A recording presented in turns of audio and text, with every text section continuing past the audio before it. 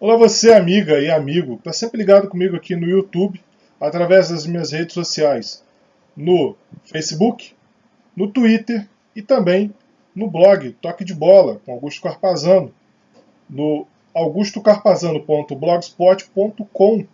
Você vai ter lá tudo a respeito de futebol no Brasil e no mundo. Eu falo sobre futebol internacional também, né? E sobre futebol de antigamente, com uma paixão que eu tenho, que é do futebol aí das décadas de 60, 70, 80 também. E da de 90, que foi a que eu vivi mais, a que eu mais assisti. Pessoal, final do mês de novembro, início de dezembro, né? A gente já está aí já na segunda semana já de dezembro. Terminou o Campeonato Brasileiro, né? Tivemos aí, para falar dos cariocas, tivemos o Vasco rebaixado pela terceira vez em 8 anos. A gente vai falar um pouco sobre isso. Mas vamos falar sobre a participação de todos os cariocas, inclusive do Botafogo na Série B. O Botafogo subiu, o Vasco desceu. Né? Parece até que pegaram o mesmo elevador, um subindo e outro descendo. Mas, falando um pouco sobre os times, e eu vou dar uma atenção especial ao Vasco no final, o Botafogo disputou esse ano a Série B do Campeonato Brasileiro. Desde o início já demonstrava ter feito uma equipe correta para a disputa do campeonato. Não apostou em jogadores muito caros, apostou em jogadores jovens, revelações, alguns garotos da base e alguns jogadores que estavam encostados em alguns times. No caso do Uruguai Navarro, do Neilton, o Daniel Carvalho, o William Arão, né, estava encostado, apostou em jovens revelações, como o zagueiro Renan, muito bom zagueiro Renan Fonseca, o Luiz Ricardo, que estava no São Paulo, também no lateral Carleto, que era um jogador que estava encostado. Fez um time com cara de Série B e acabou subindo. Aí fica o recado aos meus amigos botafoguenses, tem bastante aqui, principalmente no Facebook, né? Diego, Agenor, Gabriel Bonifácio, a Tassiano Cristina, enfim, o Wilton de Paula. Fica o recado a todos vocês, que o Botafogo ano que vem contrate jogadores para a Série A, porque esse time que o Botafogo tem dá para disputar uma boa Série B, não a Série A. Outra coisa, né, também a respeito de Botafogo, que mantenha-se um trabalho, porque esse ano a gente teve o treinador, um treinador começando e outro terminando. Também corta um trabalho pelo meio e acaba não sendo produtivo. Os times lá na Europa têm boas produções porque ficam com o técnico bastante tempo. Lógico que a cultura deles é diferente, mas o Alex Ferguson, por exemplo, passou 25 anos sendo treinador da equipe do Manchester. Seria improvável no Brasil, mas eu acho que para permanecer um ano com um treinador, eu acho que não é uma coisa tão difícil assim.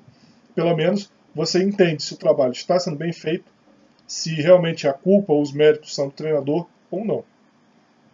E não ripando o cara de uma hora para outra. Bem, falando sobre Fluminense, é o Fluminense que esse ano tinha um time talvez até para brigar por G4.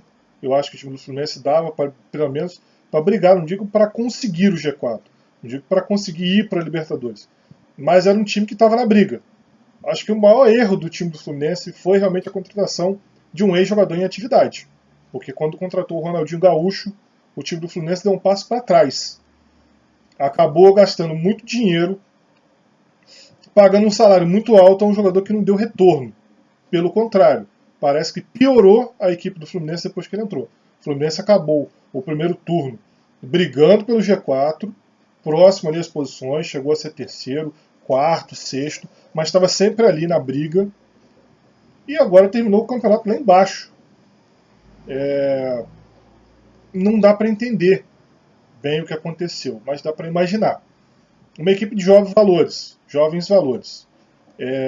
com um jogador experiente, muito bom, que é o Fred, que chega um cara de fora, ganhando muita grana, sempre dá problema. E pior, não jogando absolutamente, rigorosamente nada, que é o que o seu Ronaldo de Assis não tem jogado há muitos anos, há pelo menos 9 anos, ele não tem jogado nada. A verdade é essa.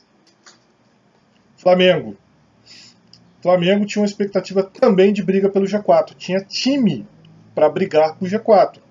É um time que tem Paulo Guerreiro, que tem o Emerson Sheik, que tem um jogador no meio campo como o Ederson, que é um ótimo jogador. O Alan Patrick, que também é bom jogador. Que tem o Jorge, que foi uma grande revelação nesse campeonato. Para mim era um time que tinha condições de brigar. Mas qual foi o problema do Flamengo? Duas coisas. Primeiro, mudanças de técnico também repentinas. Não teve continuidade no trabalho. E segundo, foi apostar muito na parte delanteira, como dizem os espanhóis, e esquecerem da parte defensiva. O Flamengo tomou muitos gols de cabeça, absurdamente, vários gols de cabeça a equipe do Flamengo tomou. E todos os gols aconteceram por questão de posicionamento.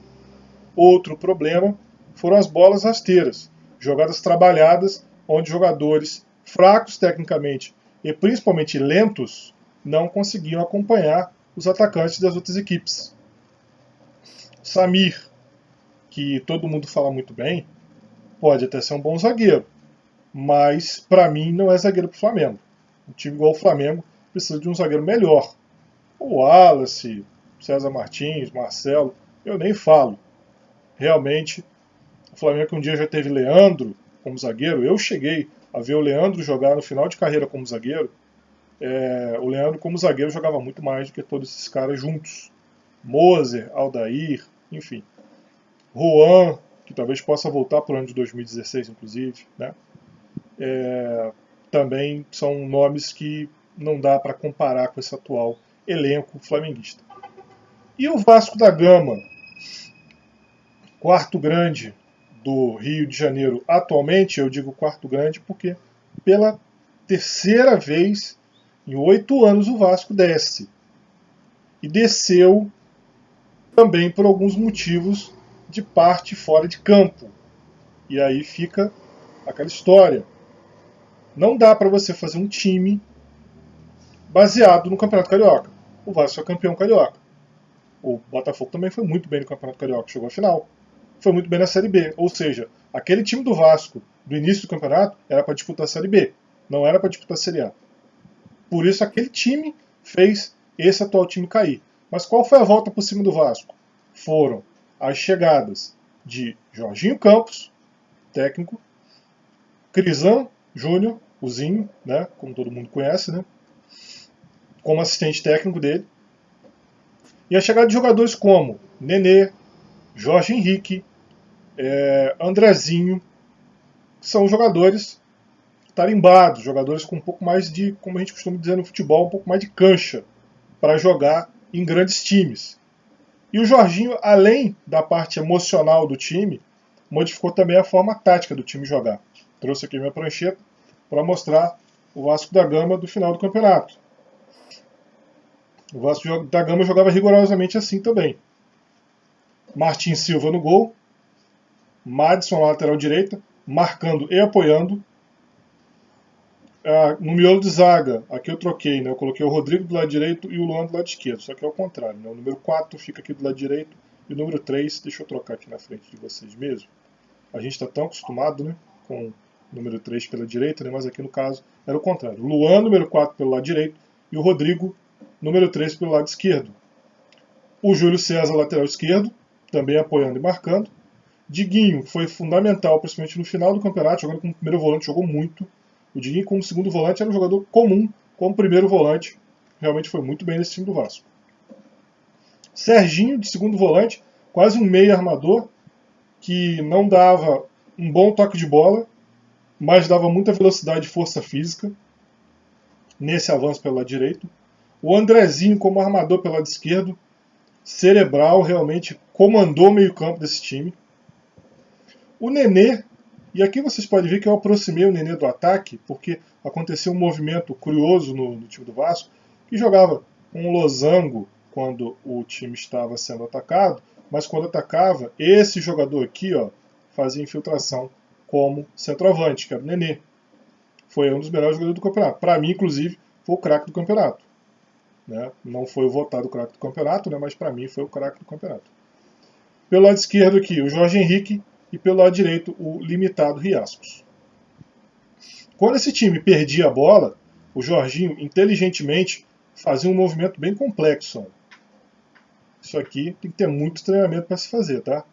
Fazer um 4-1-4-1 dessa forma aqui, ó, deixando o meia como centroavante e os dois atacantes voltando na marcação dos dois laterais, tem que ter muita disciplina e muito treinamento. E o Jorginho conseguiu colocar isso na cabeça dos seus jogadores, conseguiu mudar o aspecto emocional do seu time e fazer com que até a última rodada o Vasco brigasse. Porém, parou na chuva, que caiu torrencialmente sobre o Couto Pereira. O Vasco, um time técnico, né, com esses jogadores mais técnicos, não conseguiu desenvolver o futebol no último jogo. E também no jogo do Fluminense contra o Fluminense que já não brigava com as dadas, também não tinha o que fazer no campeonato, né, não culpa o Fluminense por isso, perdeu para a equipe do Figueirense pelo placar de 1-0, fazendo com que o Vasco descesse. Porém, gente, mais importante do que isso, para finalizar o post de hoje, fica a lição para dirigentes dos clubes grandes do Rio de Janeiro, que não devem pensar como times pequenos. Times pequenos trocam de técnico o tempo todo, trocam de elenco o tempo todo. Times grandes não podem pensar dessa forma.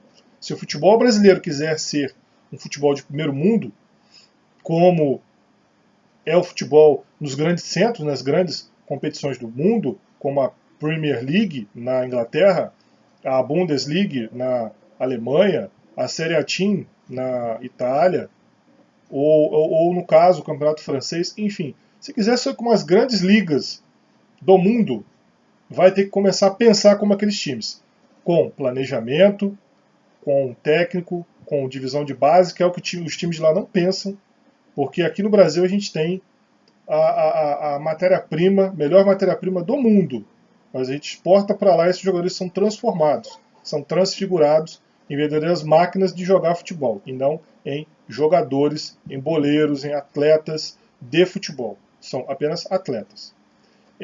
Se quisermos pensar dessa maneira que eu estou falando, podemos sim voltar a ser o melhor futebol do mundo. Caso contrário, seremos para sempre a sombra do futebol mundial, como estamos sendo agora e tomando de 7 da Alemanha. Não só dentro do campo, fora também. Gostou do post? Deixa o joinha pra gente, ajuda a divulgar o nosso canal. Curta, compartilhe, peça suas matérias. Fiz essa matéria de Campeonato Brasileiro falando dos 4 grandes também. Fica aí a matéria, homenagem a Aline Carpazano, que pediu para falar de Flamengo. Eu falei do Flamengo dela, terceiro time, que eu falei aqui. Se inscreva no canal, como ela já se inscreveu. Compartilhe nas suas redes sociais. E muito obrigado a todos vocês. Até a próxima.